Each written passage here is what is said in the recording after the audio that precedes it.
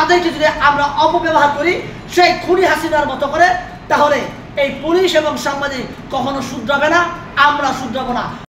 এই চেয়ারে যারা বসে, আমার মতো আপনার মতো যারা চেয়ারে বসে, তারাই বিগত 15 বছর, এই যে বাংলাদেশে আজকে 54টা বছর চলছে, 54 বছর বয়সে পা দিয়েছে আজকে।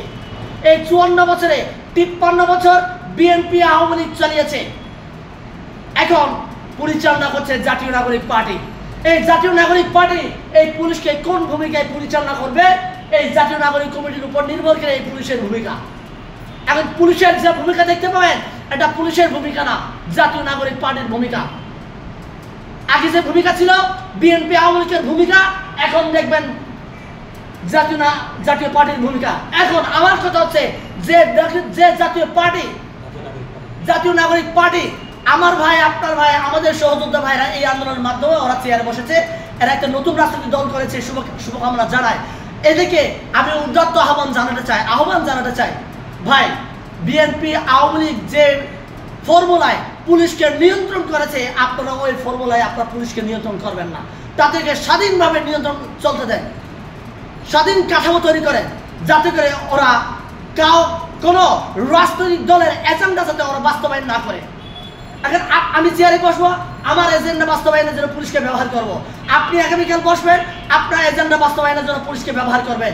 দিন শেষে পুলিশ তার চেহারা ফ্যাকাশে হয়ে যাচ্ছে।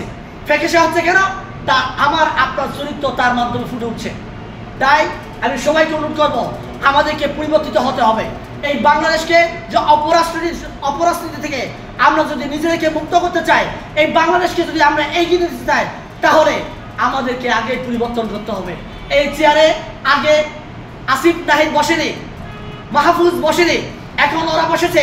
ওরা আমাদের মতো, আসিফ নাহিদ আমাদের সহযোদ্ধা ছিলেন রাজপথে, এরা আজকে চেয়ারে বসেছে।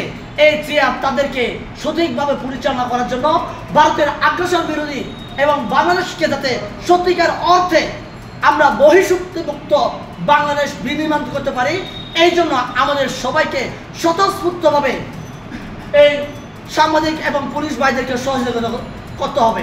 তাদেরকে যদি আমরা অপব্যবহার করি সেই খুনি হাসিনার মতো করে, তাহলে এই পুলিশ এবং সাংবাদিক কখনো শুধরাবে না, আমরা শুধরাবো না। আমরাই শুধরালে পুলিশ এবং সাংবাদিক শুধরাবে।